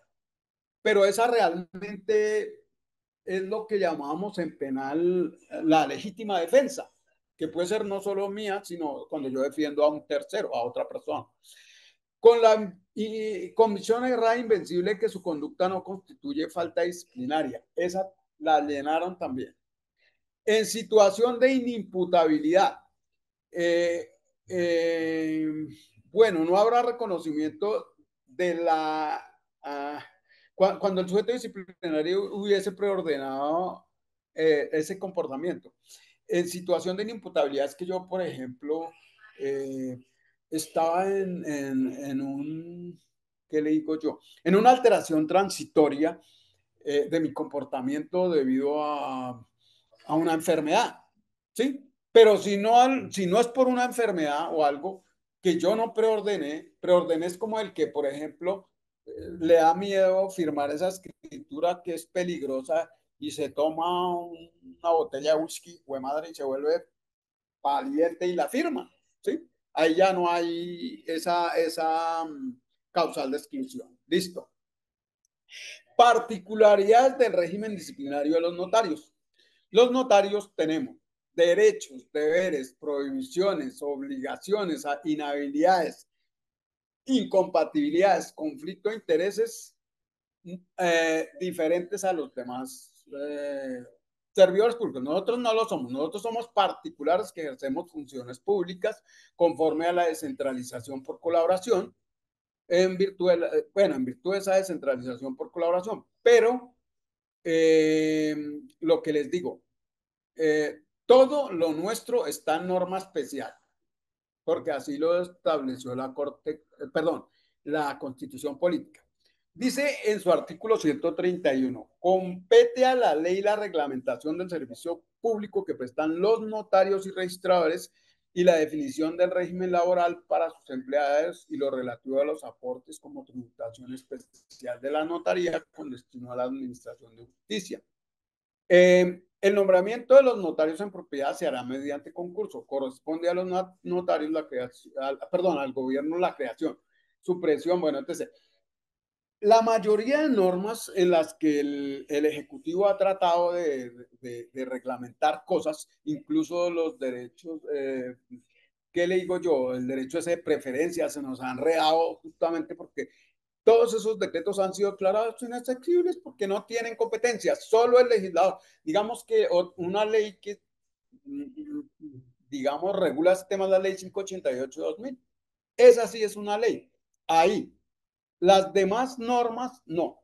Y cuando vienen aspectos complejos del juzgamiento de los notarios, eh, conozco uno, por ejemplo, en el que un notario aspiró a ser contralor y, y bueno, él simplemente dijo, no, yo no renuncio porque si yo renuncio en estos momentos porque soy de carrera, me aceptarán la renuncia por ahí en un año.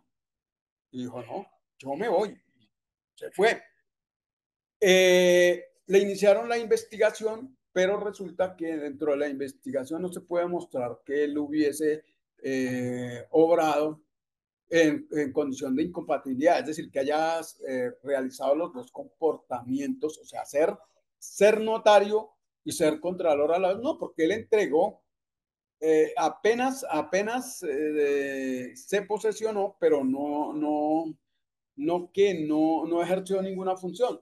No, ni siquiera se había posesionado al otro cargo y primero entregó la notaria, se la entregó al alcalde y el alcalde a través del personero pues hicieron la diligencia y cuando ya vino la investigación, pues se demostró claramente, además porque no pueden hacer extensivas otras normas, digamos, donde sí es clara ese tipo de conductas y bueno, y no, con lo que hay. El decreto ley 960 del 70 señala en uno de sus artículos, no me acuerdo ahorita, pero dice en qué casos se pierde la condición de notario. Entonces, cuando acepta otro cargo, ahí dice, así de simple, sale del régimen de carrera alta, mejor dicho, se sacó solo, ¿sí? No tiene más reglamentación, no dice nada más. Ahí no dice que hubiera tenido que renunciar nada, porque si no sería renuncia. Eso trae las causales. No, entonces, listo. Algo así. Perdónenme, pero es que no me puedo ir más allá. El nombramiento de los notarios en propiedad se hará mediante concurso correspondiente. Bueno, ya eso lo tenemos. Régimen especial. Compete a la ley la reglamentación del servicio público. Bueno, eso es del 131, perdón. Derechos del notario en propiedad. Están en el decreto ley 960, artículo 147, 178 y listo. Ahí está todo. Yo creo que es que si me pongo a nombrarles no les alcanzo a hablar de la prescripción. Y tengo 20 minutos. Vamos a ver cómo nos va. Los deberes y prohibiciones. Le está prohibido a los notarios insertar. Esta sí está en la ley 1952. Son algunas, porque siendo honestos, el decreto ley 960 del 70 es un catálogo de obligaciones del notario, de deberes y obligaciones del notario, que está complementado con el 2148. Y esta ley, pues sí, estas leyes en 8 artículos, porque no son sino 8, pretenden regular toda la actividad. Entonces, por eso yo les digo que esas no son normas de textura cerrada, sino de textura abierta, porque siempre nos van a mandar al decreto ley 960, al 2148, bueno, a las demás normas. Pero en cuanto a prohibiciones, dicen que está prohibido al notario emplear o insertar propaganda de índole comercial en los documentos de la esencia de la función notarial. Eso simplemente es incentivar el servicio a través diciendo, eso es cuando el notario pondera y dice, mejor dicho, aquí en Bogotá, la mejor notaría de Bogotá es la mía y aquí hacemos sucesiones, y lo hacemos de la mejor manera y bueno, esa ponderación no se puede hacer. Eh, bueno, hay mucho sobre esos temas, pero no hay tiempo.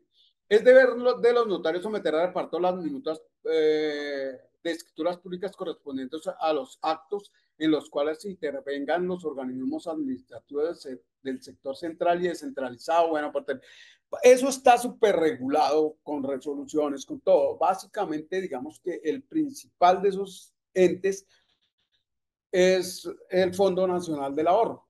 Y bueno, sobre eso ha habido múltiples líos porque un superintendente reguló ese tema, pero no tenía competencia y después cuando se dio cuenta que la habían barrado, ahí sí eh, declaró, bueno, recogió la revocó, la resolución. Bueno, ha habido situaciones. Es deber de los notarios no es atender las recomendaciones e instrucciones de la superintendencia en lo relacionado con el desempeño de la función notarial y la prestación del servicio. Frente a ese tema, les digo una cosa. Nosotros los notarios somos autónomos en el ejercicio de la función y respondemos conforme a la ley. No tenemos un superior jerárquico que nos revise las actuaciones. Es absurdo un poco ese tema porque muchas veces hasta la misma superintendencia también se ha escachado en las instrucciones administrativas y resoluciones. Yo pienso que mientras nosotros obremos ajustados a la ley, no pasa nada, así en un momento desconozcamos una resolución o incluso una instrucción, a pesar de lo que dice aquí, porque volvemos a lo que veíamos en uno de los artículos. No es tanto, a ver, prevalece lo sustantivo sobre lo adjetivo procesal, y si yo obro conforme a lo sustantivo y no a lo que me están diciendo, sino lo que dice la ley y la misma jurisprudencia en ese caso. Además, yo como notario estoy en el deber de interpretar la ley para poderla aplicar. Es más, es un deber mío, es una obligación y hay jurisprudencia mucha. El que quiera le mando jurisprudencia sobre ese tema. Bueno, no es a entender ya. Los demás deberes y prohibiciones del decreto ley 960 del 2148 y las normas especiales que rigen la función. Listo. Inhabilidades del notario. El artículo 71 del Código General Disciplinario, al cual se acude por remisión del 75, los notarios están sujetos al régimen de inhabilidades, impedimentos, incompatibilidades y conflictos de intereses que se encuentran en los particulares que ejercen funciones públicas, dentro de las cuales cabe anotar las siguientes. Bueno, vamos a mirar unas. Las derivadas de sentencias o fallos judiciales o disciplinarios de suspensión o exclusión del ejercicio de la profesión, las contempladas en el artículo 8 de la ley 8093, estatuto de contratación, las contempladas en los artículos tales, bueno, del Código General Disciplinario, las previstas en la Constitución, en la ley referidas a la función que cumple el particular. Estas son especiales que están en el decreto ley 960 del 70. Es el artículo 133. Yo creo que no tengo mucho, yo prefiero que ustedes las miren porque el tiempo ya faltan 15 minutos y estamos muy, bueno. No podrán ser nombrados notarios quienes el año inmediatamente anterior hayan desempeñado el cargo de ministro del despacho. Bueno, eso fue declarado inexequible. Dice que en ninguna designación del notario podrá postularse o designarse a persona que sea cónyuge, pariente dentro del cuarto grado de consanguinidad, sin un punto de afinidad. Pero esa solamente se aplica cuando se hace una designación a dedo, por decir algo, cuando se vence la lista de elegibles y el presidente nombra.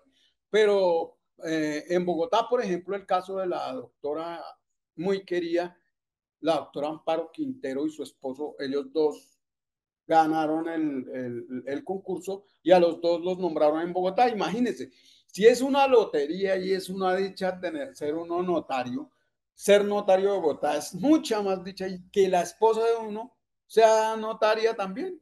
Ah, eso sí es muy bueno. Bueno, no podrán ser designados para un mismo círculo notarial personas que sean entre sí cónyuges o parientes dentro del cuarto grado de consanguinidad, segundo de afinidad o primero civil. Esto fue exequible condicionado cuando no se trate de concurso. Lo mismo. La 137, no podrán ser designados notarios en propiedad quienes se hallen en condición de retiro forzoso. Mire, esta última, así cortico, mire, un notario en Bogotá que estaba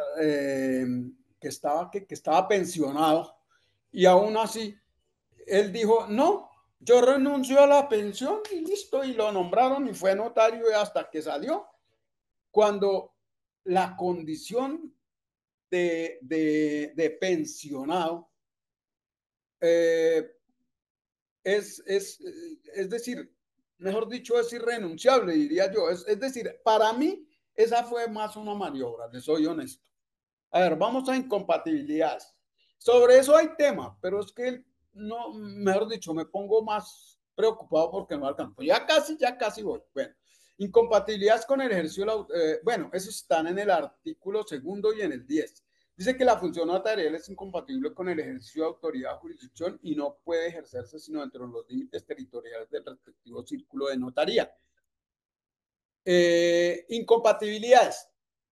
Esta sí, perdón, esta está en el decreto ley 960 al 70.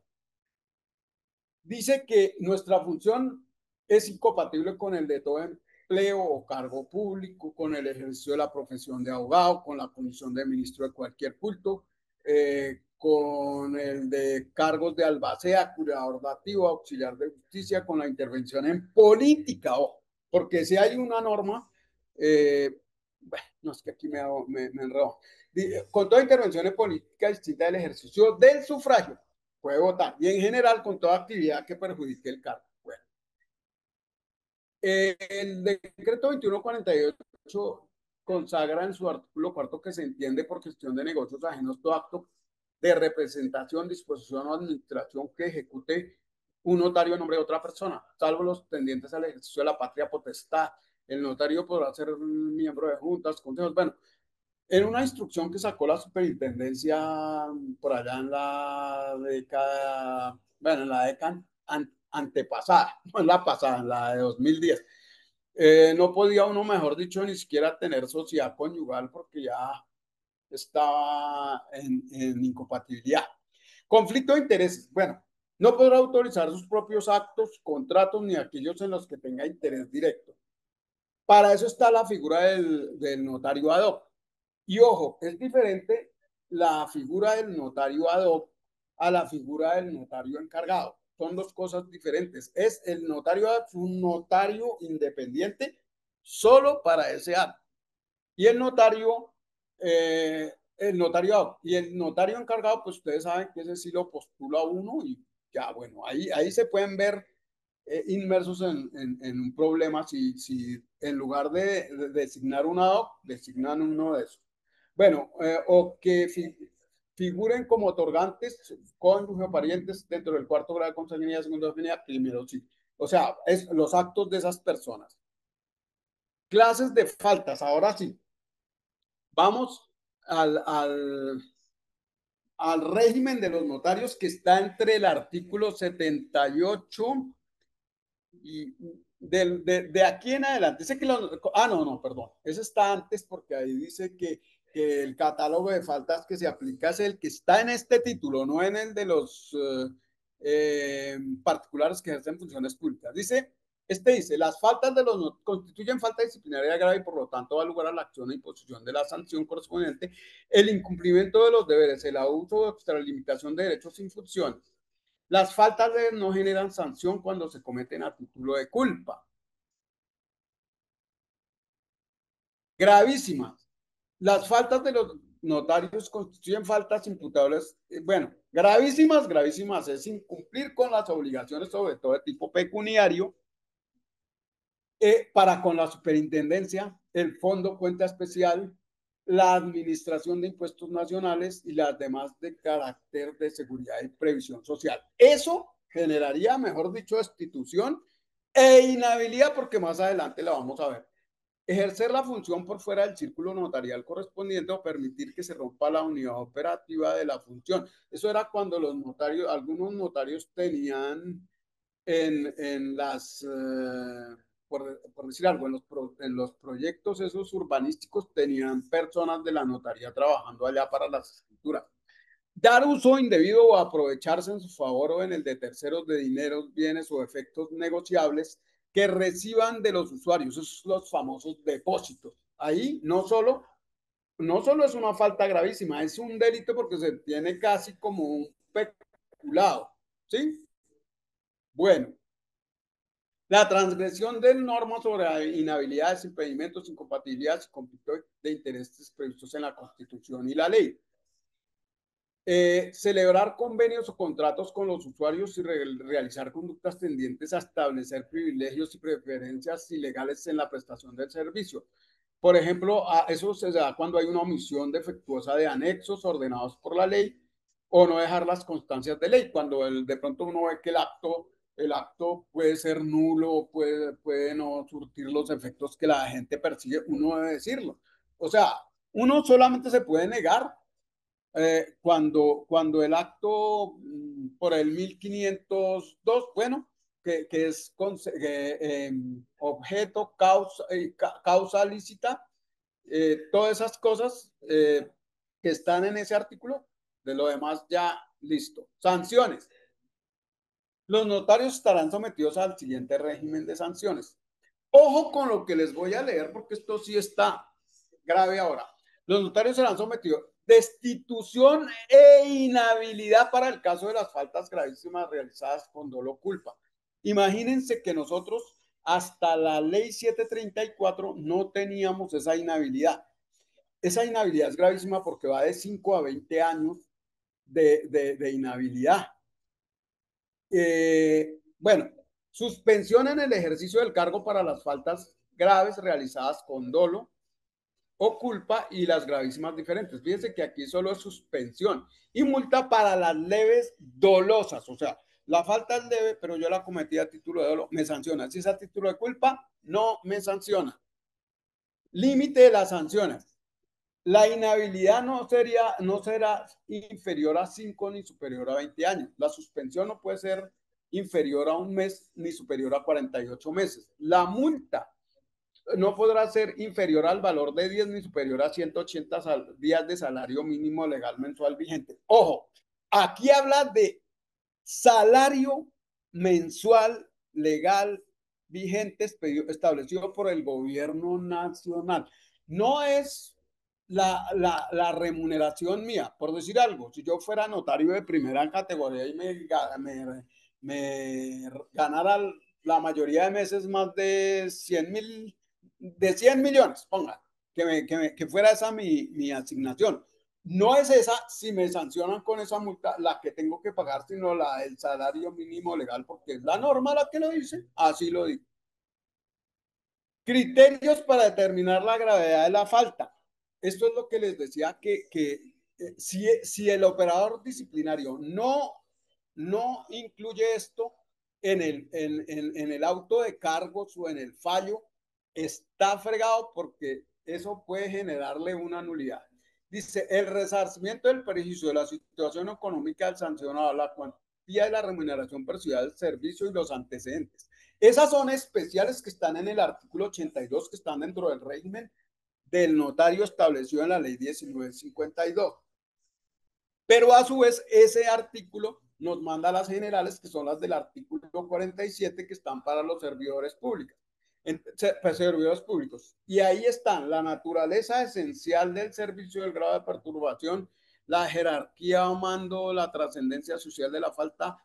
Bueno, no voy a alcanzar con la prescripción, pero entonces voy a mirar a ver cuáles de estas podemos pasar de largo más bien y les hablo sobre la prescripción si se quieren quedar. Congruencia, no, esto no, de aquí para allá, versión, ya estoy cerquita. Voy a hablarles de la prescripción. Bueno, ya les dije que era la prescripción, ¿verdad? Vamos, vamos a hablarles sobre el tema del COVID. Me voy a devolver al COVID, imagínense. Esa era una emergencia sanitaria. Resulta que la ley 734 dice que el término de prescripción es de 5 años, y cuando la falta se comete, porque es que resulta que con la ley 734 y la ley 1474 había metido la caducidad esa, yo les dije que eso se había ido casi prácticamente a 20 años. La ley 1952 es muy clara y prácticamente está diciendo lo que decía en un principio la ley 734, normal, son 5 años y se acabó el asunto.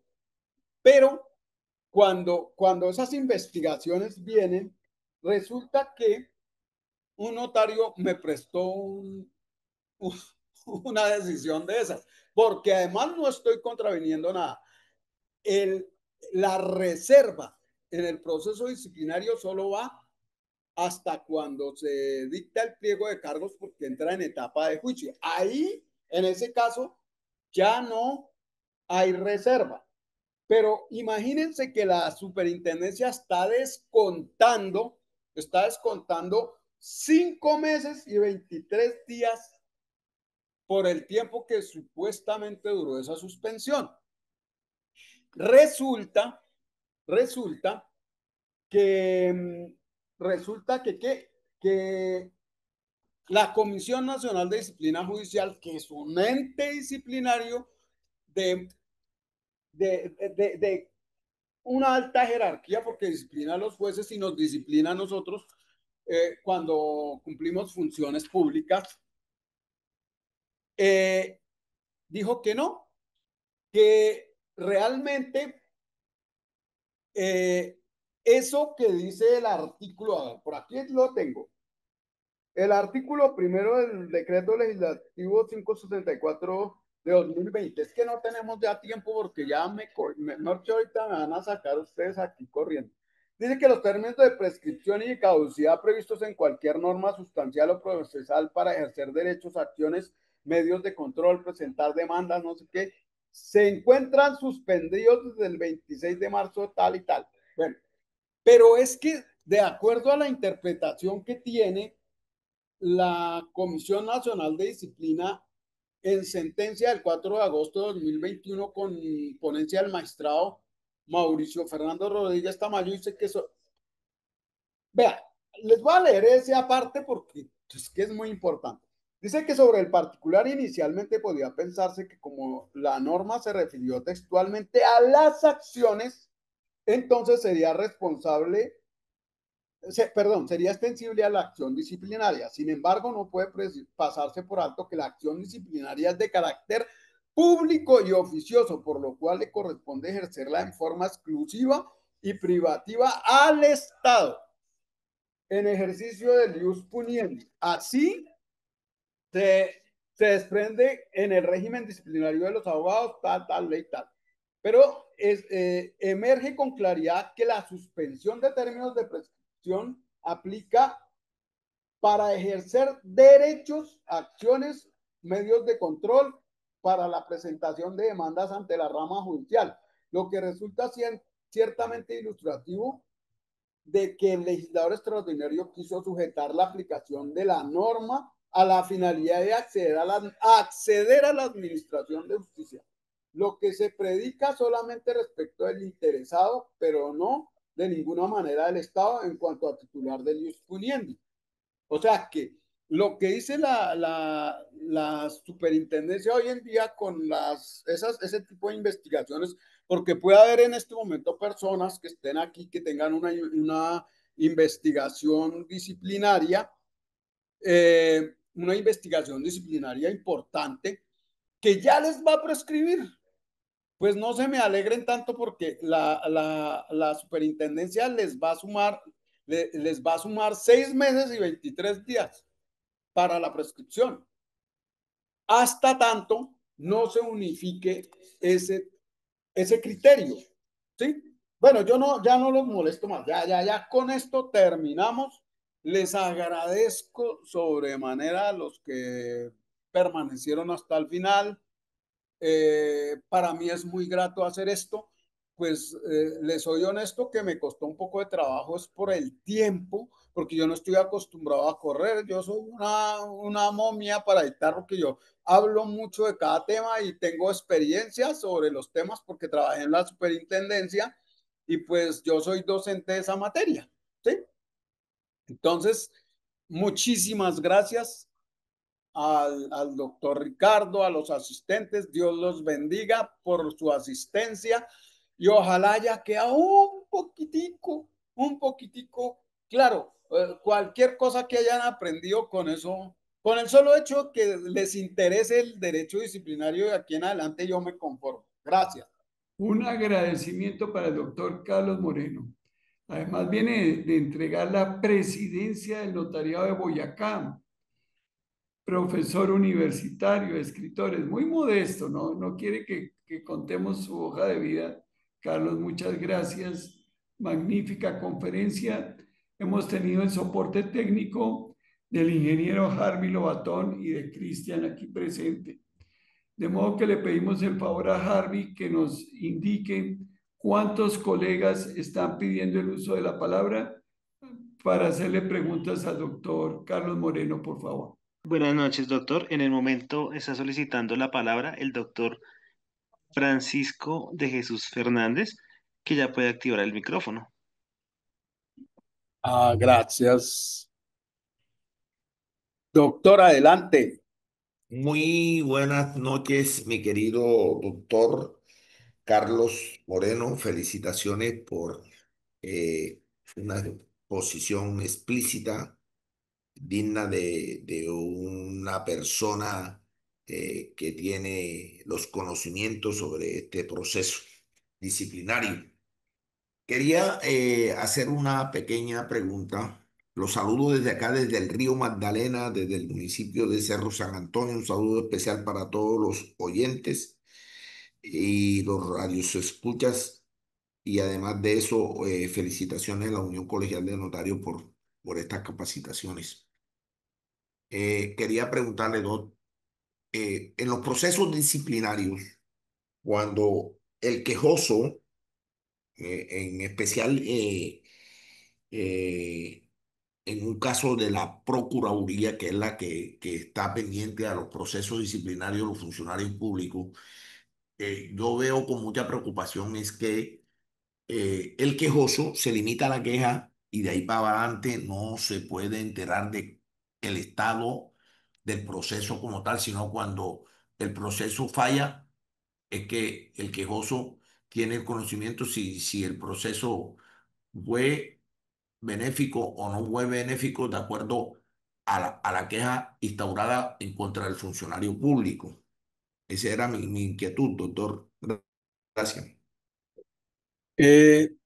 Doctor, escúcheme, no sé si le tenga la suficiente claridad. Es que no sé si ustedes me escuchan allá, pero mi notaría queda cerca de un señor que tiene una peluquería y el ruido es absoluto.